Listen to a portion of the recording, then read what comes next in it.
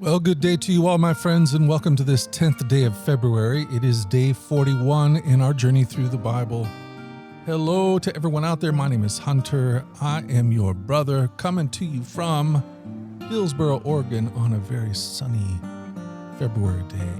And for that, I am grateful, my friends. You have no idea. Sometimes it just gets so gray here. So the sun is a welcomed friend. Well, today we're going to do what we do every day, sunshine or rain. We're going to spend some time in God's Word. We're going to let His Word spend some time on us. And oh, how we need that, no doubt about that. Well, today we are back in the book of Leviticus, chapters 13 and 14. And then we'll finish our reading in Acts 17. I'm glad you're here. Father, help us. Leviticus 13. The Lord said to Moses and Aaron, "If anyone has a swelling or rash or discolored skin that might develop into a serious skin disease, that person must be brought to Aaron the priest or to one of his sons. The priest will examine the affected area of the skin. If the hair in the infected area has turned white, and the problem appears to be more than skin deep, it is a serious skin disease, and the priest who examines it must pronounce the person ceremonially unclean.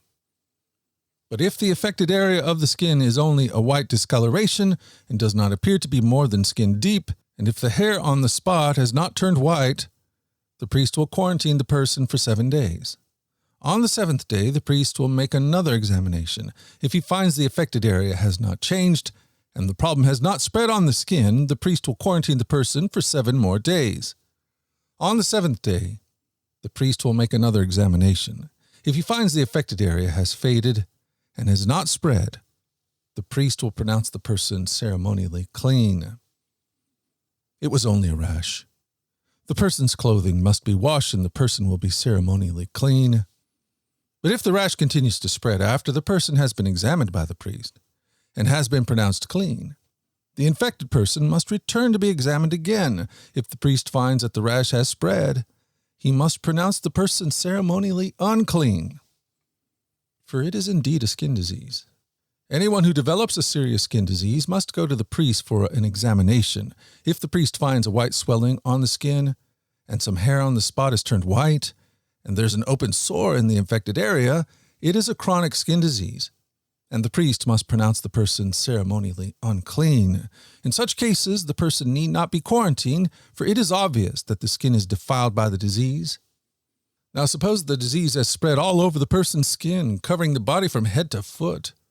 When the priest examines the infected person and finds that the disease covers the entire body, he will pronounce the person ceremonially clean. Since the skin has turned completely white, the person is clean. But if any open sore appears, the infected person will be pronounced ceremonially unclean. The priest must make this pronouncement as soon as he sees an open sore, since open sores indicate the presence of a skin disease. However, if the open sores heal and turn white like the rest of the skin, the person must return to the priest for another examination. If the affected area has indeed turned white, the priest will then pronounce the person ceremonially clean by declaring, "You are clean." If anyone has a boil on the skin that has started to heal, but a white swelling or a reddish-white spot develops in its place, that person must go to the priest to be examined. If the priest examines it and finds it to be more than skin deep, and if the hair in the infected area has turned white, the priest must pronounce the person ceremonially clean. The boil has become a serious skin disease. But if the priest finds no white hair on the affected area, and the problem appears to be no more than skin deep and is faded, the priest must quarantine the person for 7 days. If during that time the affected area spreads on the skin, the priest must pronounce the person ceremonially unclean because it is a serious disease. But if the area grows no larger and does not spread, it is merely the scar from the boil, and the priest will pronounce the person ceremonially clean. If anyone has suffered a burn on the skin, and the burned area changes color, becoming either reddish-white or shiny white, the priest must examine it. If he finds that the hair in the affected area has turned white, and the problem appears to be more than skin deep, a skin disease is broken out in the burn. The priest must then pronounce the person ceremonially unclean, for it is clearly a serious skin disease. But if the priest finds no white hair on the affected area and the problem appears to be more than skin deep and has faded, the priest must quarantine the infected person for 7 days. On the 7th day, the priest must examine the person again. If the affected area has spread on the skin, the priest must pronounce that person ceremonially unclean, for it is clearly a serious skin disease. But if the affected area has not changed or spread on the skin and has faded, it is simply a swelling from the burn. The priest will then pronounce the person ceremonially clean, for it is only the scar from the burn. If anyone, either a man or woman, has a sore on the head or chin, the priest must examine it. If he finds it to be more than skin deep and has fine yellow hair on it, the priest must pronounce the person ceremonially unclean. It is a scabby sore on the head or chin. If the priest examines a scabby sore and finds that it is only skin deep, but there is no black hair on it, he must quarantine the person for 7 days. On the 7th day, the priest must examine the sore again. If he finds that the scabby sore has been spread and there is no yellow hair on it, and it appears to be only skin deep, the person must shave off all hair except the hair on the affected area. Then the priest must quarantine the person for another 7 days. On the 7th day, he will examine the sore again. If it has not spread and appears to be no more than skin deep, the priest will pronounce the person ceremonially clean. The person's clothing must be washed, and the person will be ceremonially clean. But if the scabby sore begins to spread after the person is pronounced clean, the priest must do another examination. If he finds that the sore has spread, the priest does not need to look for yellow hair. The infected person is ceremonially unclean. But if the color of the scabby sore does not change, and black hair has grown on it, it has healed. The priest will then pronounce the person ceremonially clean. If anyone, either a man or woman, has shiny white patches on the skin, the priest must examine the affected area. If he finds that the shiny white patches are only pale white, this is a harmless skin rash and the person is ceremonially clean. If a man loses his hair and his head becomes bald, he is still ceremonially clean, and if he loses hair on his forehead, he simply has a bald forehead. He is still clean. However, if a reddish-white sore appears on the bald area on top of his head or on his forehead, this is a skin disease. The priest must examine him, and if he finds swelling around the reddish-white sore anywhere on the man's head, and it looks like a skin disease, the man is indeed infected with a skin disease, and it is unclean. The priest must pronounce him ceremonially unclean because of the sore on his head. Those who suffer from a serious skin disease must tear their clothing and leave their hair uncombed. They must cover their mouth and call out, "Unclean, unclean!" As long as the serious disease lasts, they will be ceremonially unclean. They must live in isolation in their place outside the camp. Now suppose mildew contaminates some woolen or linen clothing, woolen or linen fabric, the hide of an animal, or anything made of leather. If the contaminated area in the clothing, the animal hide, the fabric, or the leather article has turned greenish or reddish, it is contaminated with mildew and must be shown to the priest. After examining the affected spot, the priest will put the article in quarantine for 7 days. On the 7th day, the priest must inspect it again. If the contaminated area has spread, the clothing or fabric or leather is clearly contaminated by a serious mildew and is ceremonially unclean. The priest must burn the item, the clothing, the woolen or linen fabric or piece of leather, for it has been contaminated by a serious mildew. It must be completely destroyed by fire. But if the priest examines it and finds that the contaminated area has not spread in the clothing, the fabric, or the leather, the priest will order the object to be washed and then quarantined for 7 more days. Then the priest must examine the object again. If he finds that the contaminated area has not changed color after being washed, even if it did not spread, the object is defiled. It must be completely burned up, whether the contaminated spot is on the inside or outside. But if the priest examines it and finds the contaminated area has faded after being washed, he must cut the spot from the clothing, the fabric, or the leather. If the spot later reappears on the clothing, the fabric, or the leather article, the mildew is clearly spreading and the contaminated object must be burned up. But if the spot disappears from the clothing, the fabric, or the leather article after it has been washed, it must be washed again. Then it will be ceremonially clean. These are the instructions for dealing with mildew that contaminates woolen or linen clothing or fabric or anything made of leather. This is how the priest will determine whether these items are ceremonially clean or unclean. Leviticus 14. And the Lord said to Moses, the following instructions are for those seeking ceremonial purification from a skin disease. Those who have been healed must be brought to the priest, who will examine them at a place outside the camp. If the priest finds that someone has been healed of a serious skin disease, he will perform a purification ceremony using 2 live birds that are ceremonially clean, a stick of cedar, some scarlet yarn, and a hyssop branch. The priest will order that one bird to be slaughtered over the clay pot filled with fresh water.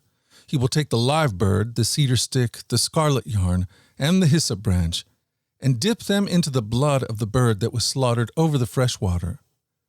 The priest will then sprinkle the blood of the dead bird 7 times on the person being purified of the skin disease. When the priest has purified the person, he will release the live bird in the open field to fly away. The persons being purified must then wash their clothes, shave off all their hair, bathe themselves in the water. Then they will be ceremonially clean and may return to the camp. However, they must remain outside their tents for 7 days. On the 7th day, they must again shave all the hair from their heads, including the hair of the beard and eyebrows. They must also wash their clothes and bathe themselves in water. Then they will be ceremonially clean. On the 8th day, each person being purified must bring 2 male lambs, a 1-year-old female lamb, all with no defects, along with a grain offering of 6 quarts of choice flour moistened with olive oil and a cup of olive oil. Then the officiating priest will present the person for purification, along with the offerings, before the Lord at the entrance of the tabernacle. The priest will take one of the male lambs and the olive oil and present them as a guilt offering, lifting them up as a special offering before the Lord. He will then slaughter the male lamb in the sacred area where sin offerings and burnt offerings are slaughtered. As with the sin offering, the guilt offering belongs to the priest. It is a most holy offering. The priest will then take some of the blood of the guilt offering and apply it to the lobe of the right ear, the thumb of the right hand, and the big toe of the right foot of the person being purified. Then the priest will pour some of the olive oil into the palm of his own left hand. He will dip his right finger into the oil in his palm and sprinkle some of it with his finger 7 times before the Lord. The priest will then apply some of the oil in his palm over the blood from the guilt offering, that is, on the lobe of the right ear, the thumb of the right hand, and the big toe of the right foot of the person being purified. The priest will apply oil remaining in his hand to the head of the person being purified. Through this process, the priest will purify the person before the Lord. Then the priest must present the sin offering to purify the person who was cured of the skin disease.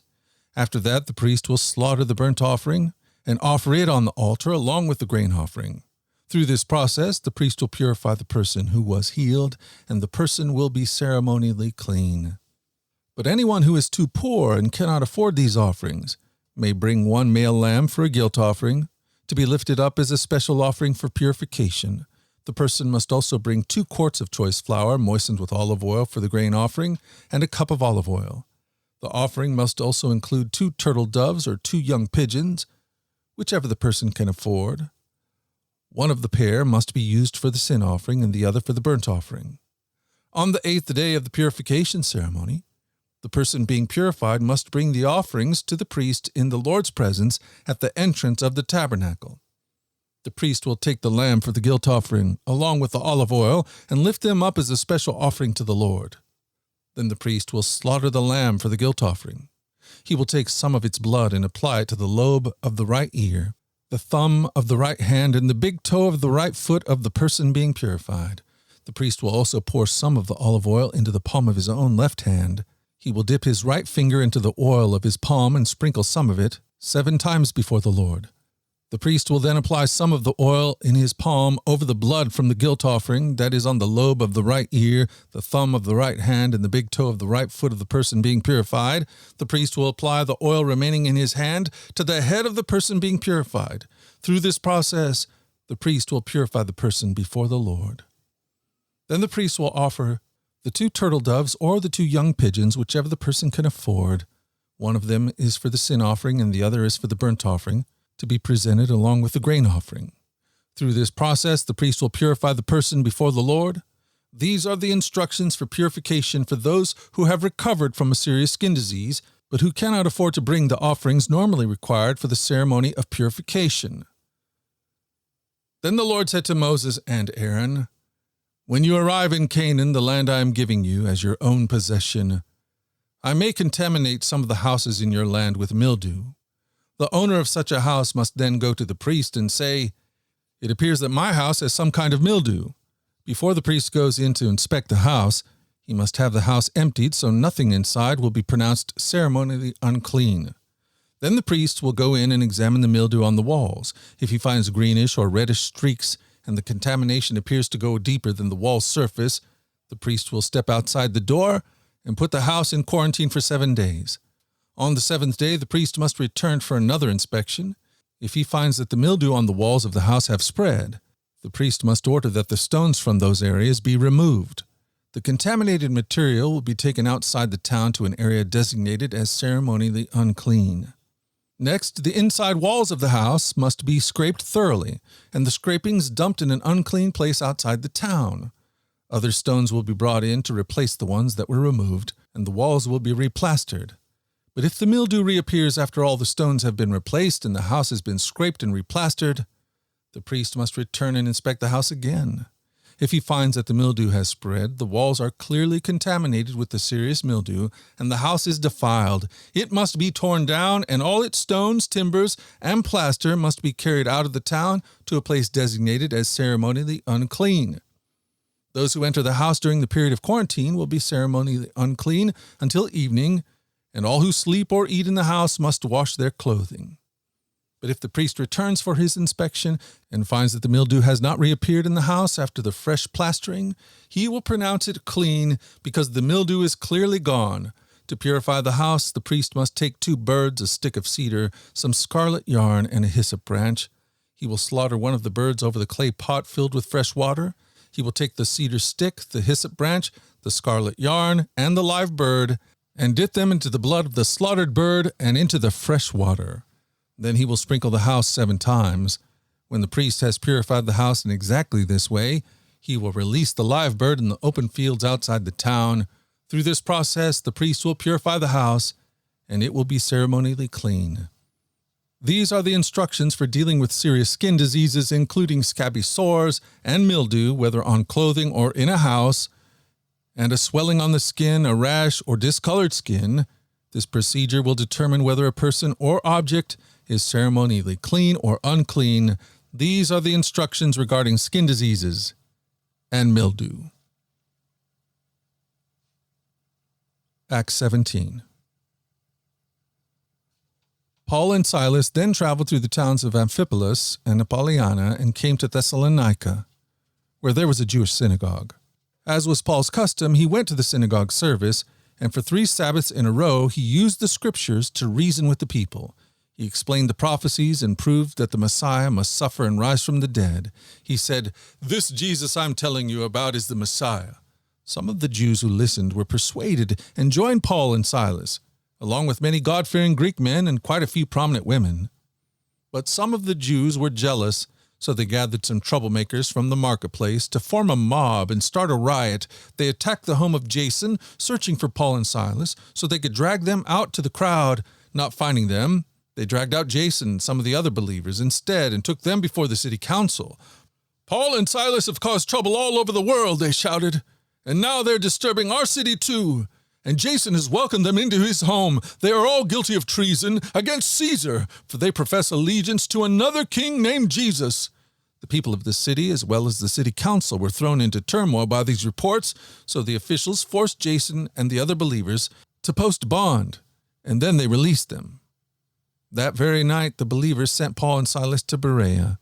When they arrived there, they went to the Jewish synagogue, and the people of Berea were more open-minded than those in Thessalonica, and they listened eagerly to Paul's message.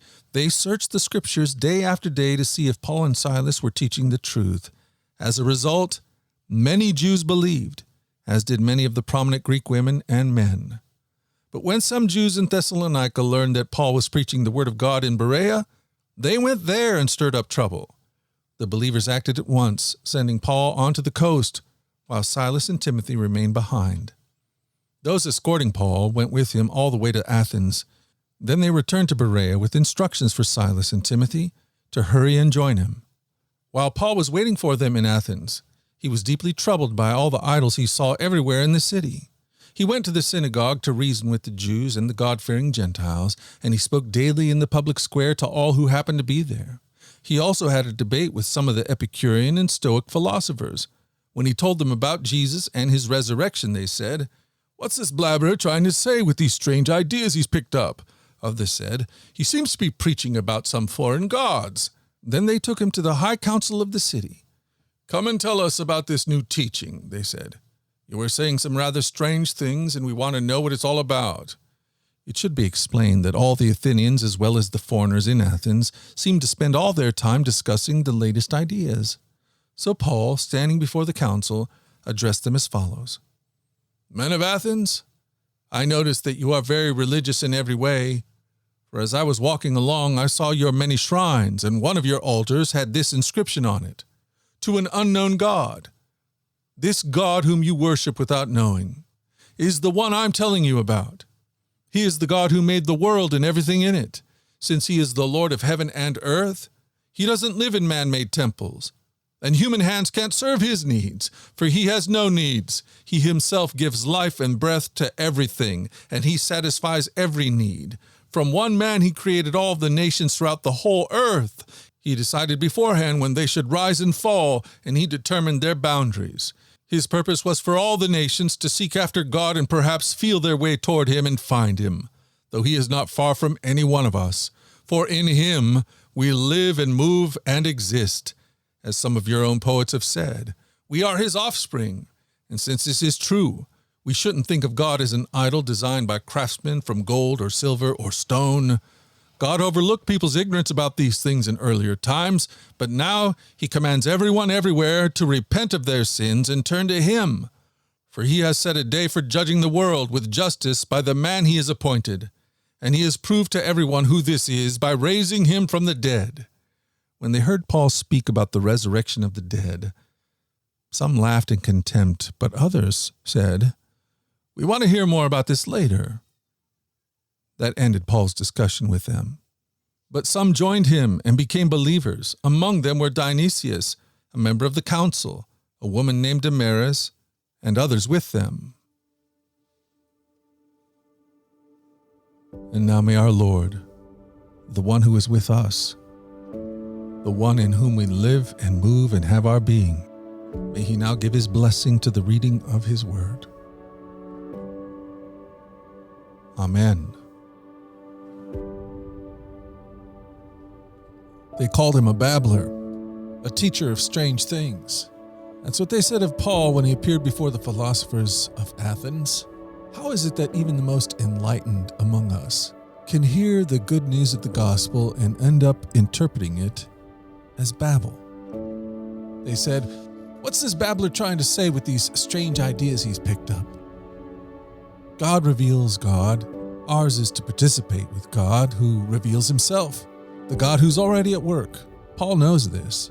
That's why he looks out over all the people of Athens and he says, "You are already living and moving and having your being in God. He's already right here. He's already with you. You just don't know it yet. I've come to tell you who he is, to tell you how good he is, how he has already purchased your freedom and the life that you so deeply desire. The gospel is the good news that God has come to us in our blindness and opens our eyes to behold who he is. It's a declaration of what is and what has been done. And when our eyes are open, we see that we are his children, and we did nothing to bring that about.